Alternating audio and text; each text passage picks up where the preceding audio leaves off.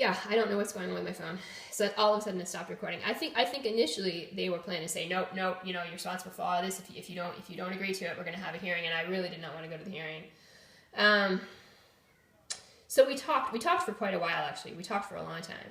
And I said a lot of things. You know, I had given all of the emails to the dean and also the director of students.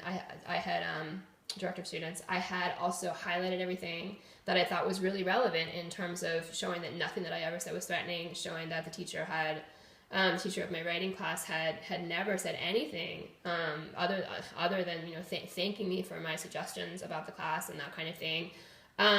You know, I mean, it was really not a very nice thing that he did, you know, to just like to say, and I doubt very much that he had ever meant to tell anybody about all of the other emails that had ever been sent between the two of us. There was never anything inappropriate about it. He never said anything inappropriate to me.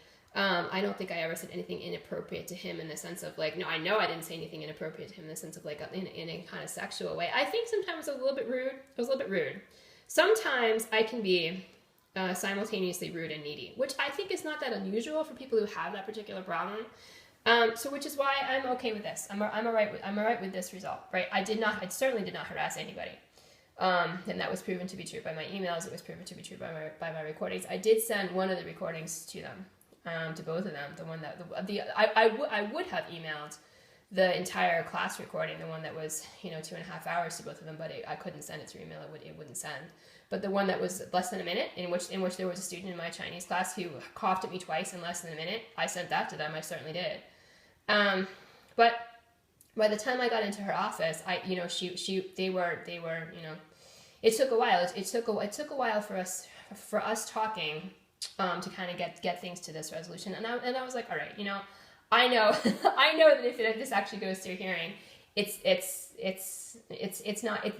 know it can't get better than this, because you know there's so many people who are lying. There's so much at stake with this. The larger situation is not in my favor. You know, I have all of these powerful people who are trying to make certain crimes legal that I am constantly saying, you can't do this, you can't do this, you can't do this.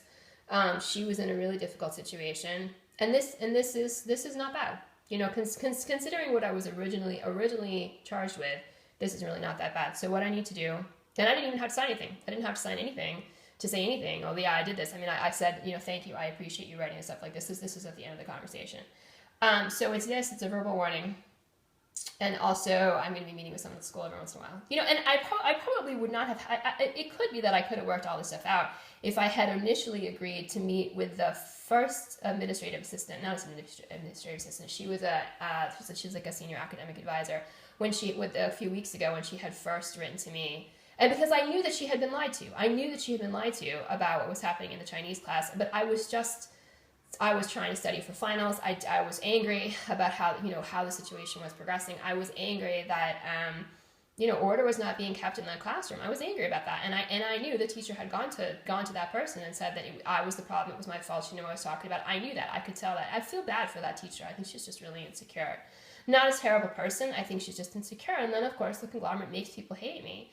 So I had refused to meet with that person, which it was a tactical error. But you do get tired of it. You do get tired of it after a while. You get tired of telling people, you get tired of asking for help and being appropriate about it and having people say that you're crazy. You get tired of it. So if I had agreed to meet with that person, who was the person who eventually ended up writing the report about me that got what these charges were based on, she might have got a different feeling from me, because I was very clear. I don't know that I was actually rude to her in the messages that I wrote her saying, no, I didn't do this. I think I wrote her like one message. At the time I was like, no, I'm not doing that. I'm not, this is not my fault. All this teacher has to do in that Chinese class is tell her student to stop bothering me, and I'm not the one who's doing something wrong. She needs to do something about this. And I think she was offended, and that is just, it's one of those things. Sometimes if you're not willing to take the steps that are being offered to you, even if the steps are being offered to you through a process that isn't being fair to you, you're gonna end up having to take those steps anyway, which is what I agreed to do, because I want to stay at this school.